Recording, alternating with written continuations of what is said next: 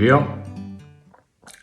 Advent je za naju dva in našo družino en poseben čas, ki nas opominja, da se treba veseliti v življenju preprostih in najbolj osnovnih stvari, kot je rojstvo, kot je življenje.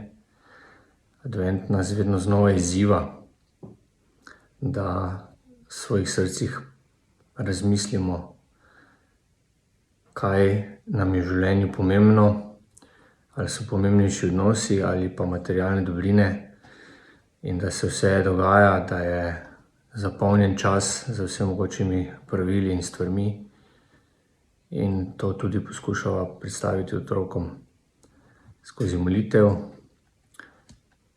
skozi skupen pogovor. Najbolj pomembno pa je, da se za ta čas pripravimo, da iščemo mir, ki danes primanjkuje, mir v naših srcih, ker svet nas sili k temu, da bi bili vznemirjeni. Advent nas pa vabi k temu, da se umirimo.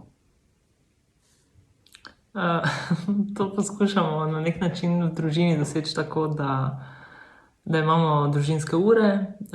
Ure so to predvsem med vikendom, čez teden so to bolj družinske minute ali pa nek skupni pogovor.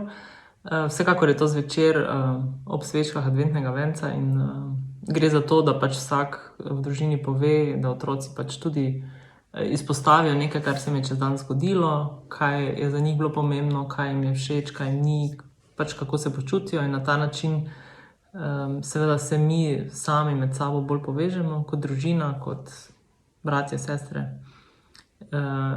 In kot je Želin omenil, se umirimo, zato da lahko v tem decembrskem času, ko res se na vseh področjih dogaja ali pa odvija neko hitenje, sploh v službi in pri vseh možnih aktivnostih, ki jih imamo kot družina, da res mogoče malo bolj ozavestimo to, da je predvsem pomemben ta čas miru, čas luči, čas Jezusovega prihoda. Trudimo se, da pač v tem obdobju vsekakor skozi naše slovenske običaje, da se nanje pripravimo ali pa da se preko njih še bolje pripravimo. Gremo nabirat mah, potem seveda počasi pripravljamo osnove za jaslice, ki bodo.